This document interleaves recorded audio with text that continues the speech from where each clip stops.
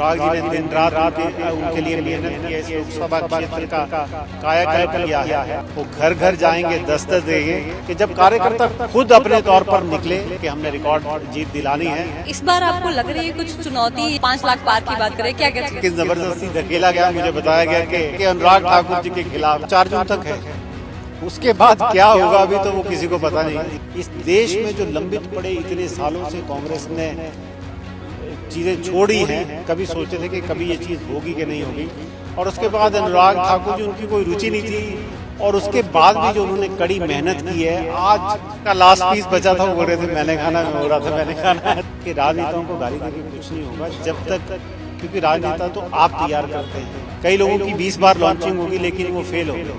IPL के chairman और केंद्रीय मंत्री अनुराग ठाकुर के छोटे भाई अरुण कुमार धूमल हमारे साथ बातचीत के लिए यहाँ पर मौजूद है। आज अनुराग जी ने नामांकन भरा है 5वीं बार, क्या कहना चाहेंगे? देखिए, 5वीं बार 5 लाख पार, यही नारा पूरे लोकसभा क्षेत्र में चल पड़ा है। आज आपने देखा होगा और परसों भी जिस तरीके का जोश उत्साह विजय संकल्प रैली में था, ये संकल्प यहाँ के कार्यकर्ता लेके गए हैं कि जो अनुराग जी ने दिन रात उनके लिए मेहनत की है, इस लोकसभा क्षेत्र का कायाकल्प किया है, तो इस बार वो जिम्मेवारी कार्यकर्ताओं ने ली है कि जो 18-20 दिन का चुनाव प्रचार का समय है, वो घर घर जाएंगे, दस्तक देंगे, और इस उद्देश्य से देंगे कि चौथी बार अगर हमने 4 लाख से जिताया था, 5वीं बार हम 5 लाख से जिताएंगे।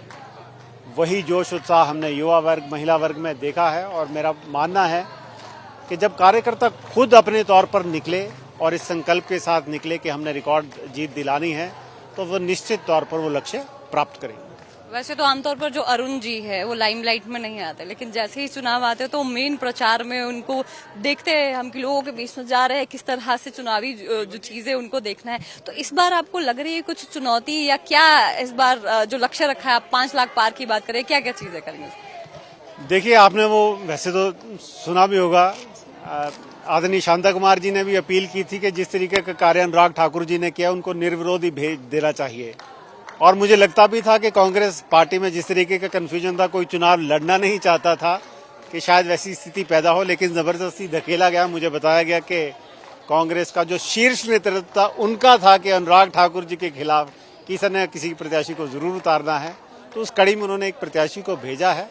चुनाव जरूर लड़ेंगे, लेकिन इस संकल्प के साथ लड़ेंगे कि जो अनुराग ठाकुर जी ने इस लोकसभा क्षेत्र का कायाकल्प किया है, हम उनको उसी का वापस वो दिलाएंगे भरपूर फल, ताकि अगर पिछली बार 4 लाख था तो इस बार 5वीं बार वो 5 लाख के रिकॉर्ड जीत के साथ लोकसभा क्षेत्र में जाएं, आदरणीय मोदी जी के हाथ मजबूत करें, और फिर से पूरे इस प्रदेश में जो विकास कार्य की गति चली है उसको और बढ़ावा मिल सके। चुनौती नहीं लग रही है भाजपा को, क्योंकि हमीरपुर संसदीय क्षेत्र से मुख्यमंत्री, उप मुख्यमंत्री, एक मंत्री भी है यहाँ से, और लोकसभा के साथ साथ सबसे ज्यादा जो उपचुनाव है वो इसी संसदीय क्षेत्र में होने हैं। देखिए, निश्चित तौर पर है, लेकिन वो 4 जून तक है। उसके बाद क्या होगा अभी तो वो किसी को पता नहीं है। जिस तरीके का आज वातावरण बना है पूरे प्रदेश में, 42 सीट जिताकर कांग्रेस पार्टी को भेजी थी, और आज स्थिति ये हो गई है कि टेंटर हुक्स पर सरकार है, कोई पता नहीं कि 4 जून के बाद रहेगी नहीं रहेगी। और जो शानदार कार्य आदरणीय मोदी जी ने किए हैं, उसका प्रभाव पूरे देश में है। एक पूरे देश में मोदी जी की लहर चल रही है। जिन चीज़ों का संकल्प भारतीय जनता पार्टी ने जनसंघ के नाते और भारतीय जनता पार्टी के नाते 1980 में किया था, और जो नारा बोलते थे कि राम मंदिर वहीं बनाएंगे, 370 हटाएंगे, वो आज फलीभूत हुआ है, जिसका किसी को लगता नहीं था कि कितना समय लगेगा। चुनाव हम पिछली बार भी जीते थे, लेकिन कई चीजें रह गई थी, तो इसलिए अब कार्यकर्ताओं को, देश की जनता को समझ आ रहा था कि कंटिन्यूटी ऑफ गवर्नमेंट कितनी इंपॉर्टेंट है। इस देश में जो लंबित पड़े इतने सालों से कांग्रेस ने चीजें छोड़ी हैं, उनको सफाई करने में अभी बहुत समय लगेगा, और कई चीजें जिनकी कल्पना हम नारा लगाते थे, लेकिन कभी सोचते थे कि कभी ये चीज होगी कि नहीं होगी, हम आज इस बात का बहुत ज्यादा गौरव मान सकते हैं कि हम उस युग में, उस दौर में जी रहे हैं कि रामलला जी के दर्शन उनके भव्य राम मंदिर में हमें करने को मिल रहे हैं।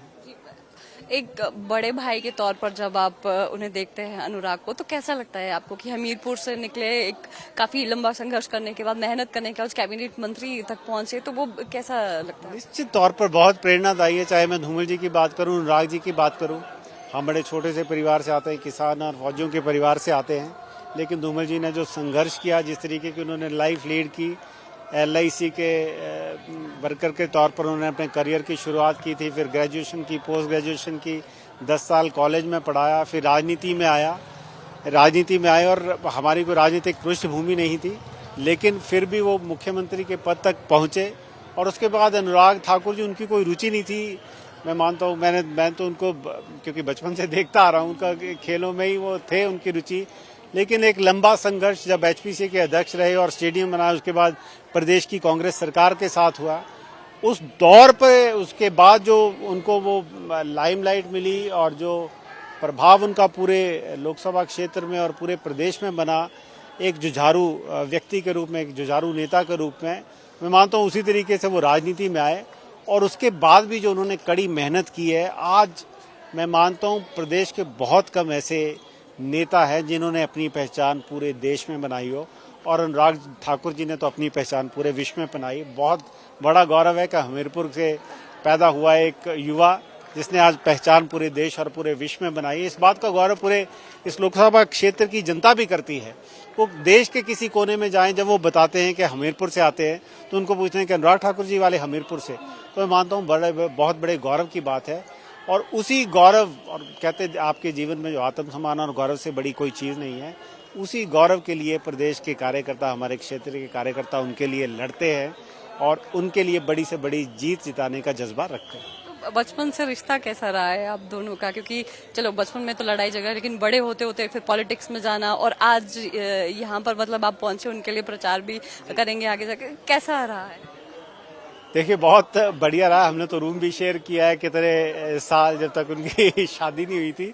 तो डेफिनेटली मैंने उनको वो मतलब एक युवा से इस आइकॉन, यूथ आइकॉन बनते तक उनका सफर देखा है और उसके पीछे की मेहनत देखी है। तो मैं बोलता हूँ बहुत प्रेरणादायी है और बहुत ज़्यादा ऊर्जा वो चीज़ आपको देती है, उनको देख करके किस तरीके से उन्होंने मेहनत की और जो चीज़ अर्जित की। इसीलिए कहते कि आपको बहुत कड़ी मेहनत करनी पड़ती है, और मैंने उनको उस मेहनत के लिए जूझते हुए देखा है। बहुत ही प्रेरणादायी है मेरे लिए। कभी कुछ ऐसा हुआ है कि आप दोनों के बीच में बहुत झगड़ा हुआ किसी चीज को लेकर, उन्होंने पिटाई करके, जैसे भाई बहन का या भाई का जिस तरह का सिबलिंग्स जिस तरह से रहता है, कभी ऐसा हुआ था? कल रात को का लास्ट पीस बचा था, वो बोल रहे थे मैंने खाना, मैं बोल रहा था मैंने खाना है, तो उसके लिए हुआ था। लेकिन फिर मैंने उनको दे दिया। छोटी छोटी नोकझोंक अभी भी आपकी चली रहती, वो खत्म नहीं, वो चलती रहनी चाहिए। आखिरी सवाल सर आपसे, आपने एक राजनीतिक परिवेश देखा है, परिवार में किस तरह से राजनीति में ग्रो भी किया है।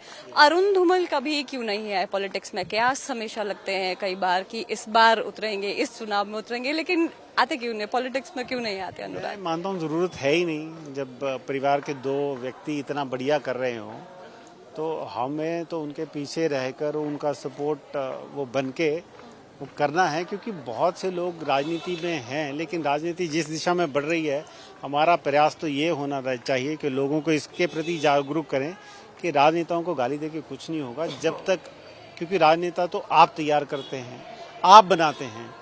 कई लोगों की 20 बार लॉन्चिंग होगी लेकिन वो फेल हो गए। अगर जिस चीज को आप बनाते हैं उस पर दोषारोपण आप नहीं कर सकते। आप उस जिम्मेवारी को लें कि भाई हर किसी को अच्छा नेता नहीं बनना, लेकिन हर कोई अच्छा कार्यकर्ता बन सकता है। अगर अच्छे कार्यकर्ता आप बन जाएं तो निश्चित तौर पर आप देश और प्रदेश को अच्छे नेता दे सकते हैं। संभावना बनी तो हम देख सकते हैं। लेकिन भविष्य की मैं बात करता नहीं हूँ। मैं आज में जीने वाला व्यक्ति हूँ, जो आज हो सकता है उसके लिए प्रयासरत हूँ, और जो मैं अपना बेस्ट कर सकूं उसके लिए हमेशा प्रयासरत है। बहुत बहुत शुक्रिया बातचीत। बहुत धन्यवाद आपको। तो ये थे अरुण कुमार धूमल, कैबिनेट मंत्री अनुराग ठाकुर के छोटे भाई हैं, और जिस तरह से इन्होंने यहाँ पर पूरे आश्वस्त होकर कहा है कि हमेशा पिछले 4 बार से जिस तरह का सहयोग जनता ने दिया है यहाँ की जनता ने, तो इस बार भी वो सहयोग मिलेगा। 4 बार जब चौथी बार जब दीजिए थे तो 4 लाख पार गया था, इस बार 5 लाख पार का जो नारा है वो दिया गया है, और वो पूरा अचीव होगा। 4 तारीख को जो जीत है वो यहाँ से सुनिश्चित की जाएगी।